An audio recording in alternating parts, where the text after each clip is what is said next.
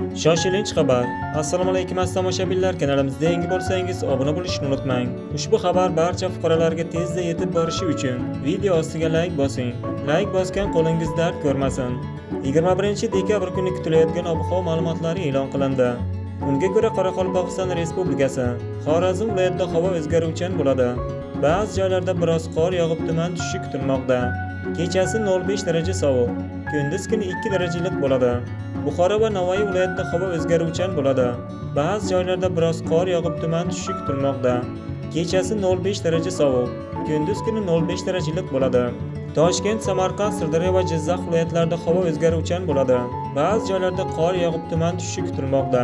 Kechasi 0.5 daraja sovuq, kunduz kuni 0.5 darajalik bo'ladi. Qashqadaryo va Surxondaryo viloyatlarida havo o'zgaruvchan bo'ladi.